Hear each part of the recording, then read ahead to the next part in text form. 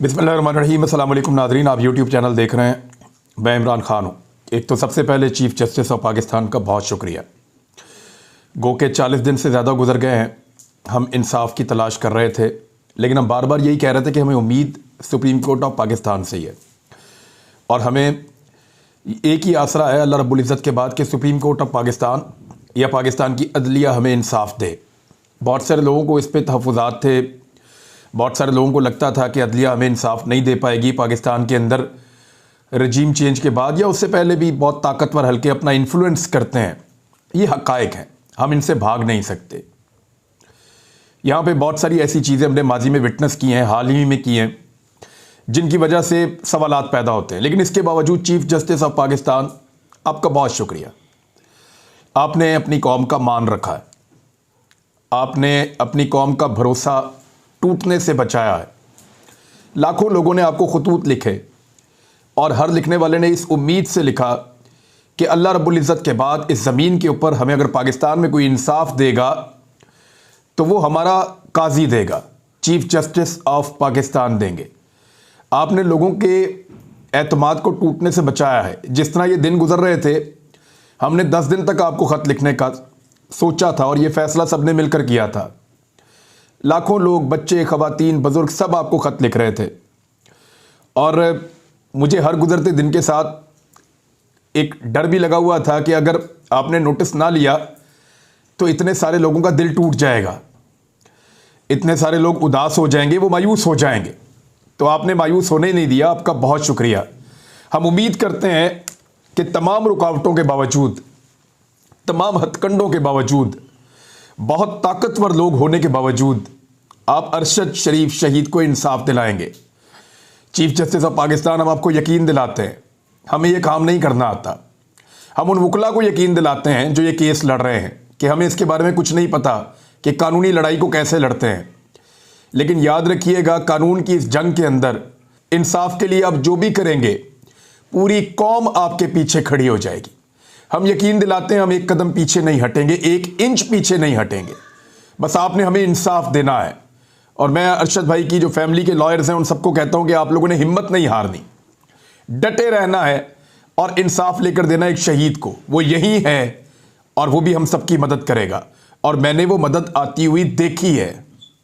अल्लाह रब्बुल इज़्ज़त का बहुत शुक्र है जिसने हमें ये रास्ता दिखाया और हमने उस रास्ते पे चलने का फैसला किया सबने मिलकर।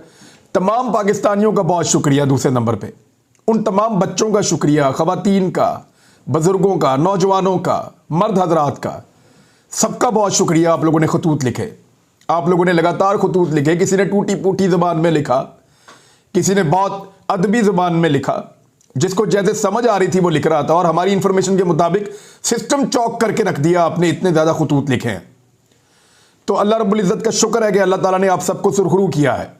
दुआ कीजिए अपनी अदलिया के हक़ में, दुआ कीजिए कि अल्लाह ताला उन्हें इंसाफ करने की तौफीक अता फरमाए और उनको हिम्मत दे कि वो ताकतवरों के सामने इंसाफ कर सकें। और दुआ कीजिए कि अल्लाह ताला उस रास्ते पे हमें ले जाए जहां पे अरशद शरीफ शहीद का कर्ज हम बतौर कौम उतार सकें।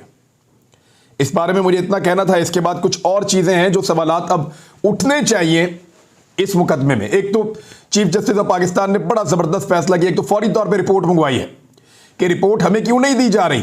झूठी खबरें तक चलाई गई, रिपोर्ट वहां चली गई, वहां चली गई, अब वहां जा रही है, सुप्रीम कोर्ट ऑफ पाकिस्तान को दे नहीं रहे। तो वहां सवाल उठाया गया कि क्या राणा सनाउल्लाह साहब को जो रिपोर्ट पसंद आएगी वो जमा करवाई जाएगी। जज साहब, सिर्फ हमारे शहीद को जो है वो उसको शहीद नहीं किया गया, उसकी लाश की बेहुरमती भी की गई है।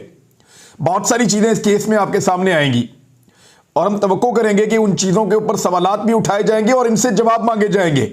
क्योंकि हम सवाल उठाते हैं तो ये हमें मारते हैं, हमें गिरफ्तार करते हैं, हम पे तशद्दुद करते हैं, हमें नंगा करते हैं, हमें हरासा करते हैं और हमें इंसान ही नहीं समझते, कीड़े मकोड़े समझते हैं बाकी सबको। लेकिन आपके पास ताकत है, पूरी कौम आपके पीछे खड़ी है, ये आपका कुछ नहीं बिगाड़ सकते। इंसाफ होगा इंशाल्लाह, हमें पूरी उम्मीद है। जो सवालात बड़े हैं जो उठने चाहिए, तो FIR दोबारा दर्ज की जाएगी। चीफ जस्टिस ऑफ पाकिस्तान ने हुक्म दे दिया है, वो हो रही है। और अरशद भाई की वालिदा की मुद्दत के अंदर FIR दर्ज हो रही है। एक माँ को 45 दिन लग गए अपने बेटे की FIR करवाने में, लेकिन अल्हम्दुलिल्लाह वो FIR हो रही है। दूसरा, जो रिपोर्ट है उसको भी अब जायजा लिया जाएगा। पोस्टमार्टम के ऊपर भी सवालिया निशान खड़े हो गए हैं और अभी बहुत सारे सवालात और उठेंगे। पहला सवाल तो यह उठेगा कि वो कौन था जो ये मुकदमा दर्ज करवा रहा था। देखें, डेफिनेटली शहबाज शरीफ तो था, क्योंकि शहबाज शरीफ ने और उनकी पार्टी ने इन मुकदमात को ओन किया है। पीपल्स पार्टी ने बड़ी समझदारी से अपने आप को इन मुकदमात से बाहर रखा, लेकिन मुस्लिम लीग नून ने इन मुकदमात को ओन किया है। तो उसका जो पॉलिटिकल पार्टनर था वो तो मुस्लिम लीग नून थी और दूसरी जानिब एस्टेब्लिशमेंट थी। तो वो कौन था जो इन मुकदमात के पीछे था? वो कौन था जो लगातार धमकियां लगा रहा था, गालियां दे रहा था? वो कौन था जिसको अरशद शरीफ गंजा शैतान कहकर बुलाते थे?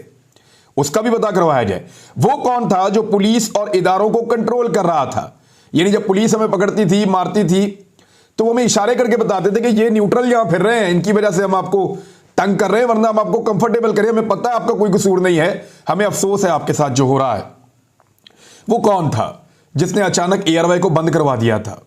वो कौन था जिसने आधी रात को अम्माद यूसुफ को घर से उठाया और फिर उसके ऊपर तशद्दुद किया और फिर सौदेबाजी करके छोड़ा?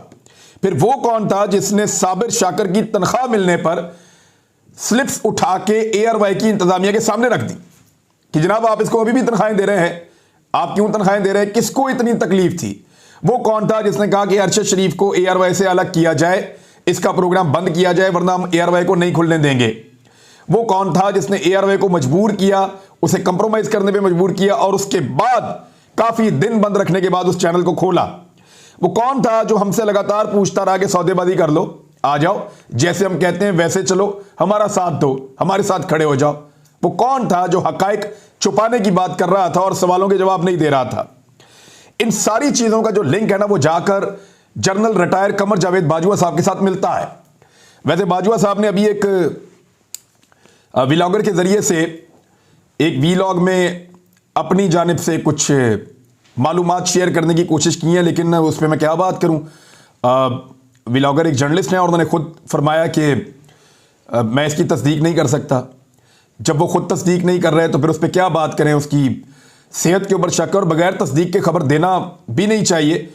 तो अगर जनरल बाजवा का ये एक मौक़िफ़ है या वो मौक़िफ़ किसी ज़रिए से जनरल बाजवा का एक व्लॉगर तक पहुंचा है, एक जर्नलिस्ट था और वो जर्नलिस्ट बगैर तस्दीक के उसको जो है पब्लिश कर रहे हैं और वो ये भी कह रहे हैं कि मैं इसकी तस्दीक नहीं कर सकता, तो फिर उसके ऊपर अभी कुछ कहने की ज़रूरत नहीं है। जनरल बाजवा इसकी तस्दीक कर दें खुद, तो फिर उसके बाद उसके ऊपर बात की जा सकती है। जनरल बाजवा ने इंतहाई नेगेटिव पॉलिसी चलाई है पाकिस्तान के अंदर और ये सब जानते हैं। वो अपने मुंह से कहते रहे मैं सबको गोलियां देता था, इसको भी चक्कर दे दिया, उसको भी दे दिया, उसको भी दे दिया।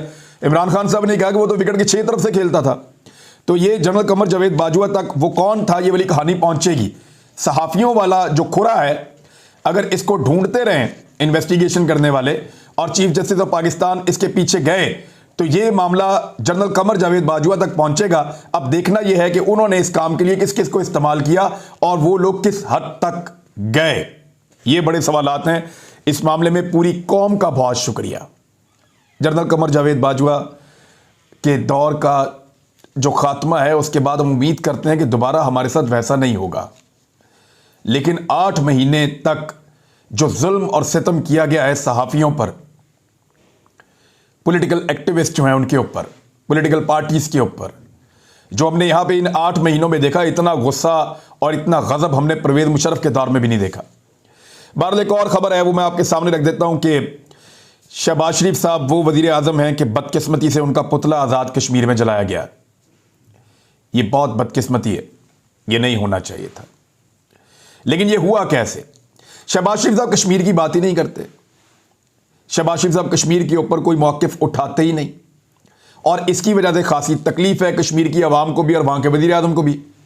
कल वो अपना ये शिकवा करना चाहते थे, लेकिन बड़े रूड अंदाज में उनको शटअप कॉल दी गई और उनके साथ तकरार हुई वहां पे।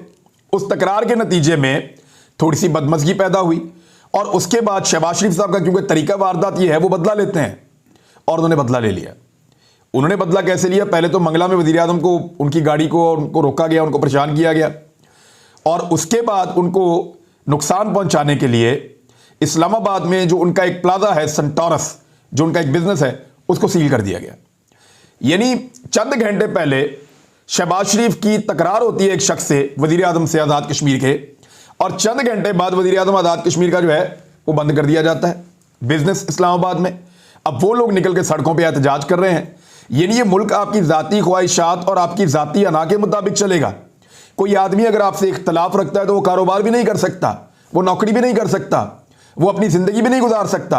आप ज़िंदगी को तंग कर देते हैं। ऊपर से शहबाज शरीफ साहब कह रहे हैं कि उन्होंने सहाफ़त के लिए बहुत कुछ किया है। मियाँ शहबाज शरीफ साहब, आपके दौरे हुकूमत में 1 महीने में सहाफ़ियों पे 50 के करीब मुकदमा दर्ज हुए हैं। सहाफ़ियों को गिरफ्तार किया गया है, उनका तमाशा लगाया गया है, उनको टॉर्चर किया गया है। 4 बड़े सहाफ़ी पाकिस्तान को छोड़कर चले गए हैं, वो पाकिस्तान वापस नहीं आ पा रहे। एक की लाश वापस आ चुकी है। इतनी फस्तायत और ऐसा फाशिस्ट दौर किसी और का नहीं था। बदतरीन दौर है सहाफ़त के लिहाज से आपका शहबाज शरीफ साहब, जो आपने इन सहाफ़ियों के साथ किया है। आप खरीदने की कोशिश करते हैं, जो नहीं बिकता फिर उसके ऊपर टॉर्चर करते हैं, उसको तकलीफ पहुंचाते हैं। यह है आपकी टोटल कहानी। आप फस्तायत फैलाने वाले इंसान हैं और आपका कोई ताल्लुक जमहूरियत के साथ या आज़ादी इजहार राय के साथ नहीं है। इसको जरा क्लियर कर लें। अब ये जो वाकया हुआ आज़ाद कश्मीर वाला, ये तो अपनी जगह पे है, लेकिन एक और मसला खड़ा हो गया है। शहबाज शरीफ साहब के बहुत सारे चम्मच हैं, मैं नॉर्मली उनको जवाब नहीं देता। देखें, ये अता तारड़ वगैरह ने मेरे बारे में भी प्रेस कॉन्फ्रेंस की थी, मैंने आज तक जवाब नहीं दिया। अता तारड़ ने मेरा नाम लेके बातें की थी, मैंने आज तक जवाब नहीं दिया। लेकिन जब ये पाकिस्तान को तोड़ने की बात करेगा तो मुंह नहीं तोड़ देंगे। कैसे तोड़ देगा कोई पाकिस्तान को? वो कहता है हम आज़ाद कश्मीर के वजीर आजम को इस्लामाबाद नहीं आने देंगे। और फिटे मुंह भाई, और किस तरीके से हमने पाकिस्तान को जोड़कर रखा हुआ है।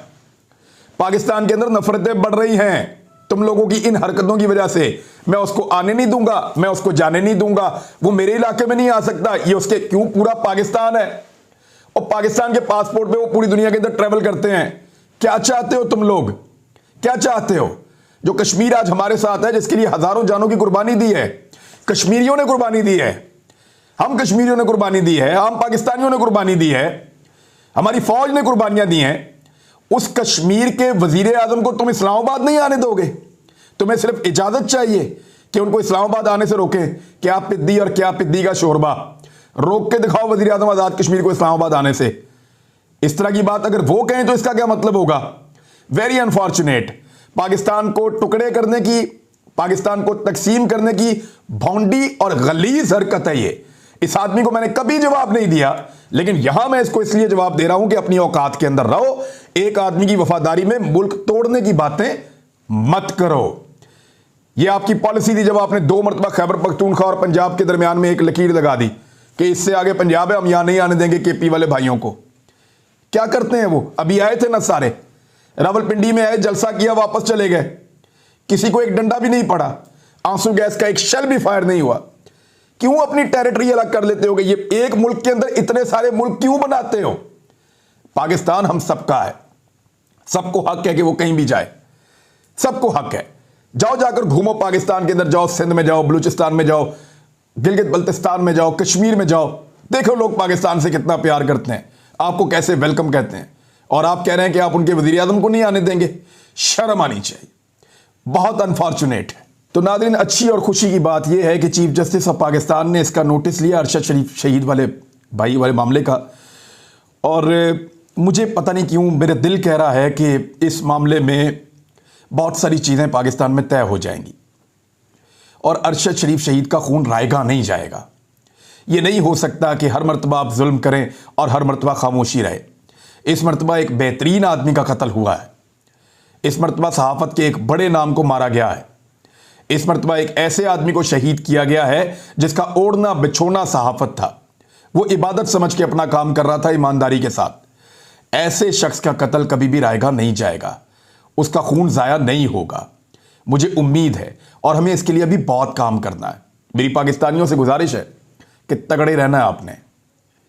अभी ये स्टेप 1 था, पता नहीं कितने और मरहले तय करने पड़ेंगे इंसाफ हासिल करते करते। आपने किसी भी जगह जाकर अपने आप को ढीला नहीं छोड़ देना, इस मामले के साथ जुड़े रहना है, चाहे हमें कितने भी महीने लग जाएं। जुड़े रहिएगा। अब तक के लिए इतना ही। अपना ख्याल रखिएगा, अपने इस चैनल का भी। अल्लाह हाफिज़।